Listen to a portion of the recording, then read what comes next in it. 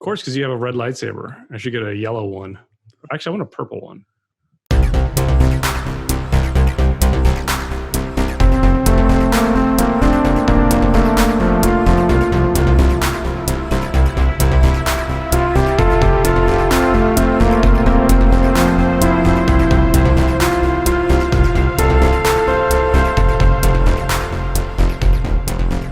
Welcome to Curiosity Public, the podcast and the COVID-19 Zoom YouTube show. There's no other better name for it. I'm Dutch. I'm Jules. I am Darth Dillon. Wow, you're getting a little carried away with it. Nerd. All right, so as you guys may know, we are in lockdown still, and we decided to film some stuff on Zoom. If the filming doesn't work out, this is just going to be a podcast. If the filming does work, it's going to be both a podcast and a video. So you may be watching this on YouTube, or you may be listening to it as a podcast. We're here with our virtual hangout backgrounds, and Jules is on the beach. Dylan's in the Sith Council chamber, and I'm in somebody's really nice living room. Oh, that's not your living room? Dude, that's way too clean, man. I'm such a slob. All right, so we've been talking about liquor and the kinds of liquor that we might recommend for people on lockdown. And today we're going to talk about rum. But first, what are you guys drinking? Jules? Well, since we're talking about rum, I, of course, am not drinking rum. I am drinking... Of course. The Samhai Soju. I'm about to take a shot of that live here with you guys. And fun fact about this was actually developed by a brewmaster named Kim Taek-sung in Korea, South Korea, of course. And he's actually a national treasure and makes his own soju. And apparently he's a fun guy to hang out with. Even though he doesn't speak any English, but he's enthusiastic about his alcohol and loves meeting people who love to drink too. So That's right. I think we were hanging out with them. that's right. Yeah. Dylan and I got the rare opportunity. He was very disappointed that we were not drinking more. Yeah, that guy was wasted, man. Yeah, that guy. By the end of, I mean, we did a private tasting, and the guy was completely gone, and he's like, I thought you guys can drink more. And we're like, we just had like half a gallon. It was like 11 a.m. And I'm like, dude, this is a bit much. 11 a.m. and you're like a third of his age. Yeah, no, it was good. Yeah, but no, his stuff is incredible. It's really freaking amazing. It's really good. A true artist. Dylan, what do you got?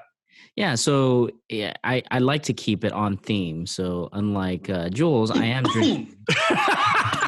Sorry. Hey, Jules. Whoa. All right.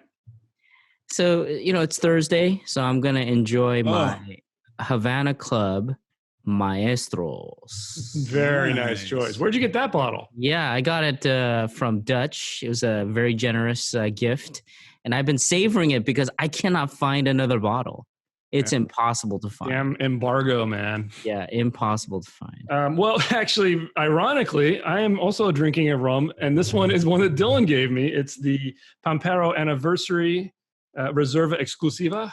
Oh, I like that one. This stuff is incredible. Super sweet, super tasty. And a very nice gift from Dylan. So delicious. Yeah. The two of us are drinking rum, and one of us is drinking soju, and almost choked on it. Right. That's right. But anyway, let's get back to rum because we wanted to talk about our quarantine picks. And we're going to go with, I think, the same kind of categories as we did with our whiskey show. Jules is going to pick something that's super extravagant. Hopefully this time is more expensive than Dylan's choice. Right. Yeah, maybe. We'll see. Dylan is going to pick something for the true connoisseur. We'll see. Right. Yeah. And I am going to represent the everyman and the everywoman and pick something for the people. So what I love about rum, though, is that it's still not overly priced. I feel like, the secondary markets aren't insane. I mean, there's a couple here and there, but for the most part, I would say it is extremely accessible. And I like that part. I like the fact that other people are hunting for other stuff while I'm enjoying, rum over here, because there are some fantastic ones that are readily available. I mean, you could sometimes buy it at grocery stores and for a very good price. So unlike whiskeys and scotches and bourbons, where some of it has become absolutely insane and it drives me absolutely up the wall, when I get back into the rum arena, it makes me feel good.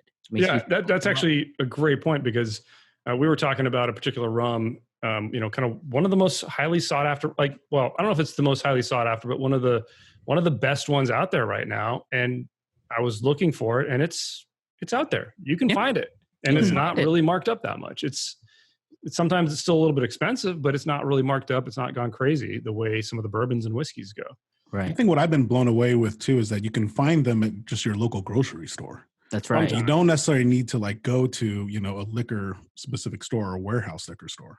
Right. Right. All right. Well, let's get into this. Who wants to go first?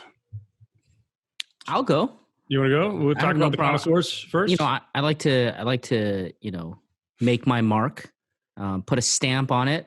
You guys should go first, because, I might basically eclipse your picks, but in any case, I'm gonna take you through this journey. Okay. So obviously I'm a big fan of Havana Club, and I felt like I shouldn't pick that because that's not fair. I mean, we're talking about all of us in quarantine. Who's going to go find that? We're not going to go anywhere to go find that stuff. So it's got to be accessible. So then, it moved on to, Foursquare. I think everybody knows Foursquare. There's hype, but I think it's deservedly a connoisseur's rum. It's delicious. It's well-rounded. It's balanced.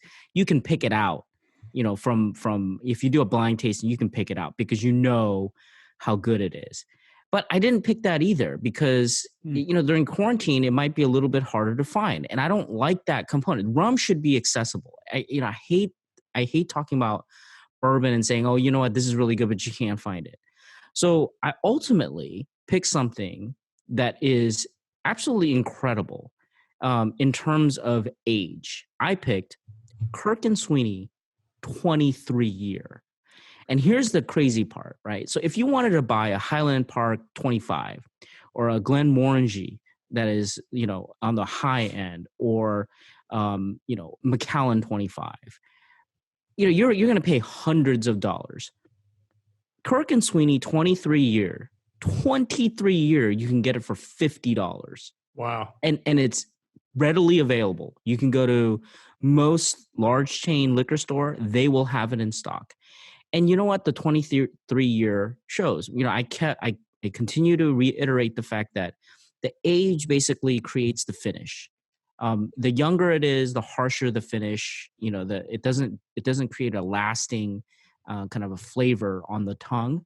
The 23, you get the hints of banana, pineapple, all the fruits, all the stewed fruits, the jam.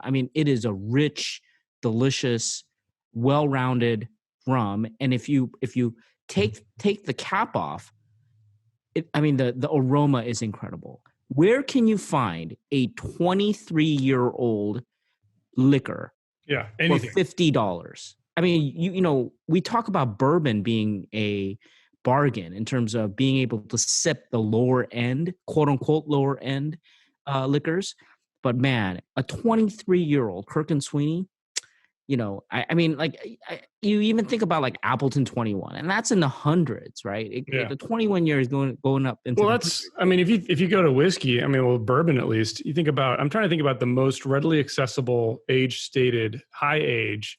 I'm kind of coming to what's that? 15 IW Harper 15, and that's like $80-$90 sometimes. Right. It's at least over 70 most places. But when you get up to the 20s, there's nothing. You're talking hundreds and hundreds of dollars, and you're talking about Kirk and Sweeney 23-year-old. I don't think you can beat that in terms of the price and what you get.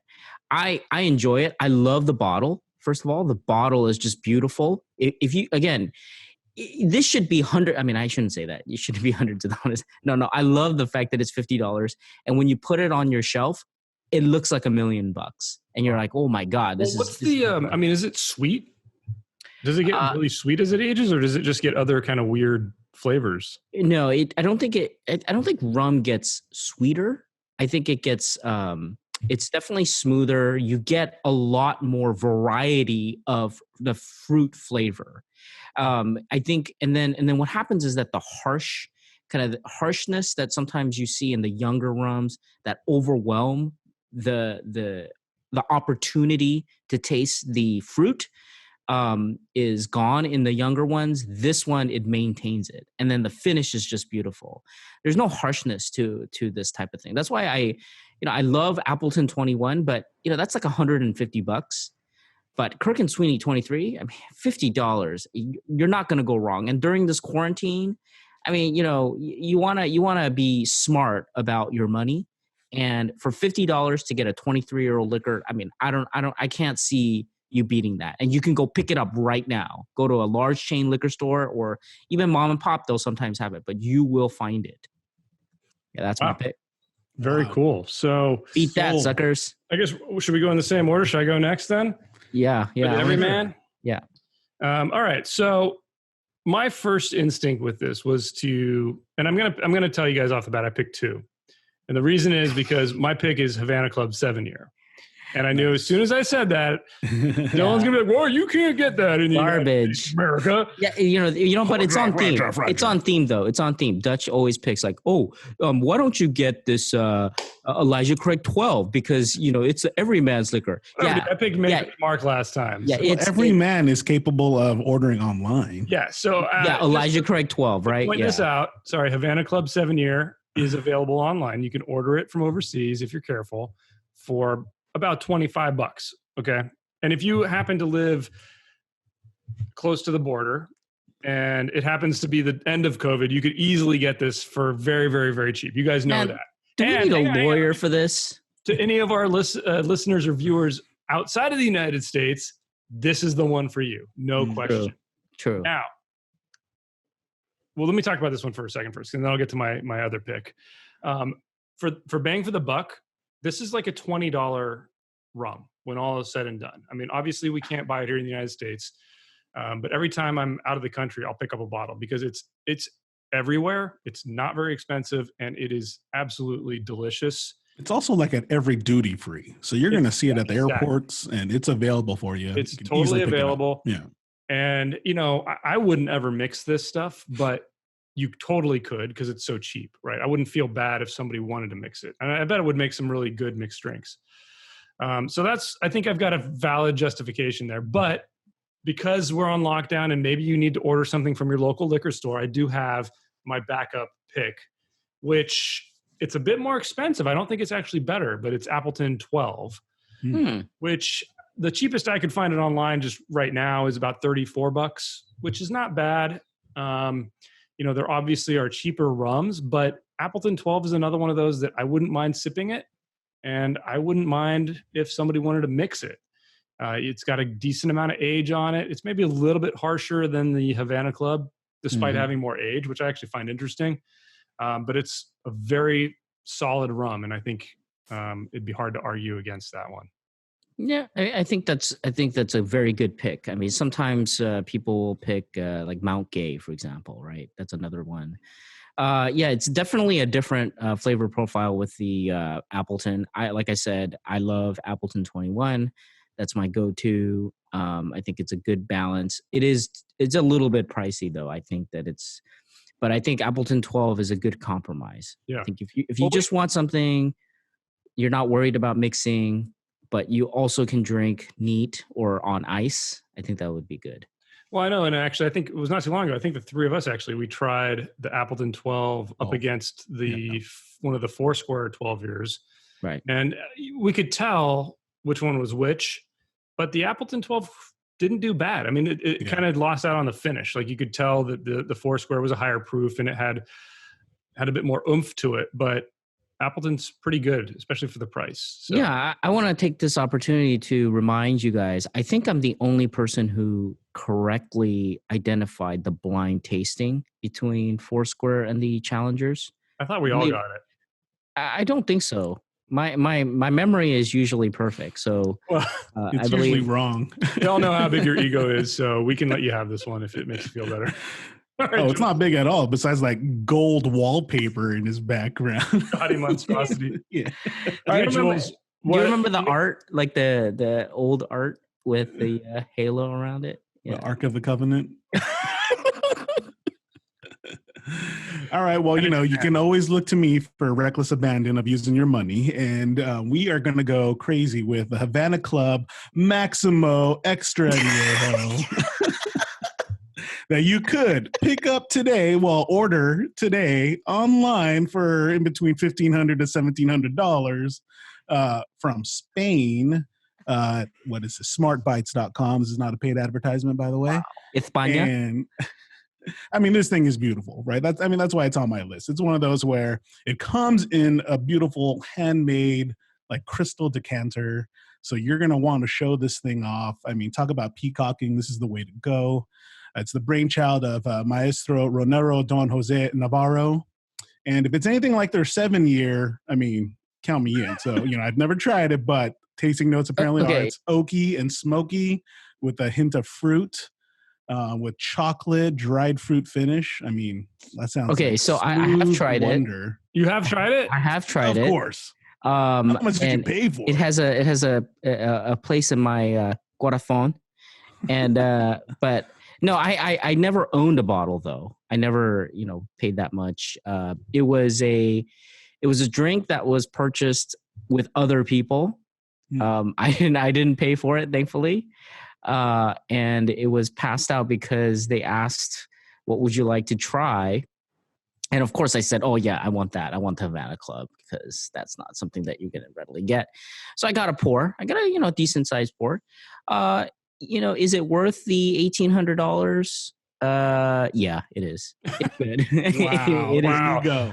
I like how Dylan has to just say it's good. It's good. It's I think pick, Jules. it's a pretty good pick. But you know what? I mean, yeah, it's expensive, man. This is, I don't know if you're, This I think will break the bank. Yeah, I think you should let somebody else pay for it. And if you get a chance to drink ideally. like 1 to 2 ounces, I think. But I'll tell you, I mean, I just pulled up a picture of it, man. That bottle is awesome. It's beautiful, man. It gorgeous. is. It is. Yeah. It blows you away, right? Oh, yeah. I mean, you want to have that, man, on your shelf. Yeah, I think they had a measured pour, like they were pouring that with a little, device. Oh yeah. So, yeah. So for true precision, is to not waste any drop. Yeah. Incredible. So where did that one stack up on sweetness? Because sometimes I feel like not sweet. Yeah, not sweet? Yeah, I was gonna say not sweet.